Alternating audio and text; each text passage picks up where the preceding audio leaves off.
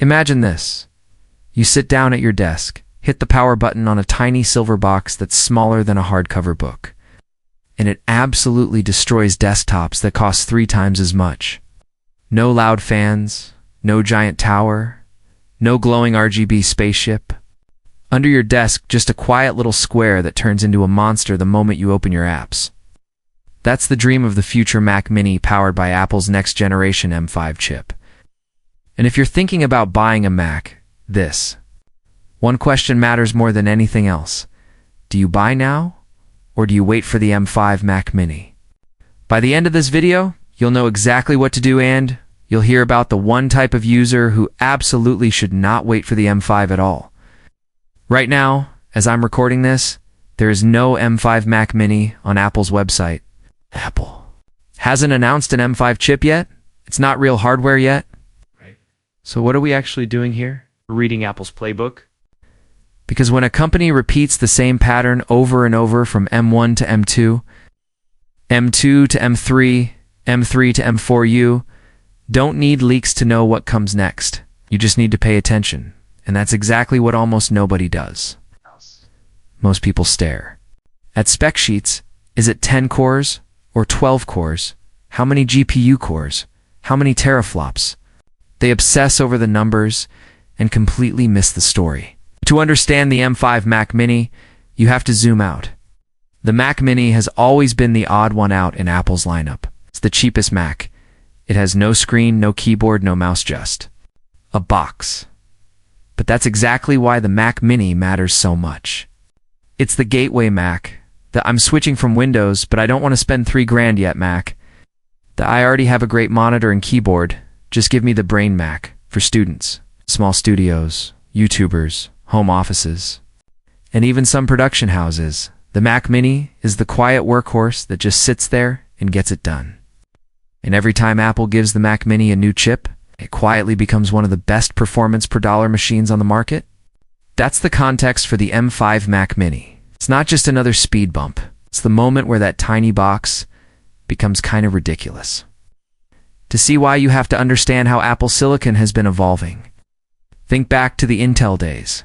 Macs ran hot, fans screamed, and performance was fine, but power efficiency was terrible. If Apple follows the same curve, the M5 isn't just a bit faster. It's a desktop brain designed from the ground up for 3 realities: heavier creative workloads, more complex apps, and AI baked into almost everything you do. Let's talk performance first, because that's what everyone cares about. Gosh. If you're on an Intel Mac Mini, the jump to an M2 is already night and day. An M5 Mac Mini is likely to feel like jumping across several generations at once. We're talking faster CPU cores that chew through Xcode builds, 4K and 8K timelines, massive spreadsheets, big datasets, and heavy multitasking without breaking a sweat. Every chip generation so far has given double-digit improvements, not just in raw speed, but in performance per watt. In plain English, you get more speed without cranking up the heat and fan noise.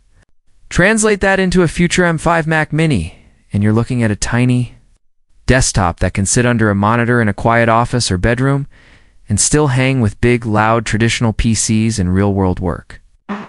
People still say, yeah, but it's a Mac.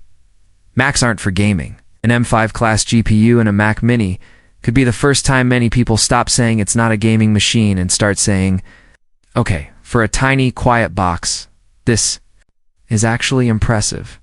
For video editors, 3D artists, and motion designers, that means smoother timelines, faster exports, better real-time previews, and the ability to run more complex scenes without offloading everything to a big, noisy tower. It's not replacing a $5,000 water-cooled gaming rig, but as an all-around machine that handles work by day and light or moderate gaming by night, future M5 Mac Mini could be dangerously good. Now, here's the real game changer: AI. Right now, a lot of people hear AI and think chatbot in a browser. That's not where this is going. Apple is building faster and faster neural engines into each chip generation. These are dedicated blocks of silicon whose entire job is to accelerate machine learning and AI workloads. What does that mean in real life? On a desktop, it means smarter photo editing that can isolate a subject, remove backgrounds, and relight. A portrait in real time. This means audio tools that clean noise, remove echo, and enhance voices on the fly. It means code completion that feels less like basic autofill and more like a real assistant that understands your entire project. It means transcriptions, translations, and summaries that happen locally without sending your data to some random server. An M5 Mac Mini with a next-gen neural engine and a more AI-optimized Mac OS could turn that small box into a surprisingly powerful on-device AI workstation for everyday people. And you don't need to call yourself an AI engineer to benefit. If you edit content, build apps, run a business, or just manage your digital life, you're going to feel it. Now, let's talk about something that sounds boring but actually changes how you work every single day. Ports, displays, and connectivity. One of the ongoing frustrations with the current Mac Mini lineup is limitations around monitors and ports on the base models. If Apple uses the M5 generation to push this further, more Thunderbolt ports, better HDMI, with higher refresh rates and support for more external displays on the base chip, that alone could make the M5 Mac Mini a killer central hub for a home or office setup. Imagine a single Mac Mini quietly driving 2 or 3 high-resolution monitors, a fast external SSD for editing, an audio interface, a camera, and still having headroom for more. Combine that with faster Wi-Fi and Bluetooth that Apple keeps adding each generation, and for a small desktop that often lives in a clean, minimal setup that matters more than you'd think. So if all of that sounds exciting, and it should, big question is this: should you actually wait for this theoretical M5 Mac Mini? Let's be honest. If you need a machine right now, your old computer is dying, your work is suffering, your projects are on pause, waiting for a chip that hasn't even been announced yet is usually a terrible idea. Today's M2 Mac Mini is more than enough for a huge number of people. Students writing papers and doing research, developers building apps unless they're pushing massive projects, YouTubers editing 108p or light 4K, designers working in tools like Figma, Photoshop, or Illustrator, and small businesses running accounting, CRM, and web tools. For those users, an M2 Mac Mini is already fast, quiet, and efficient. And because the Mac Mini is relatively affordable, you're not locking yourself into a 6-year prison sentence. You can buy now, get real work done, and upgrade again later when it actually makes sense. But there are 3 types of people who should seriously consider waiting for an M5 Mac Mini. First, heavy video and 3D creators who are hitting the ceiling of current chips. If you're dealing with 8K timelines, complex color grading, heavy 3D simulations, or large virtual sets, each generation of Apple Silicon makes your life noticeably easier.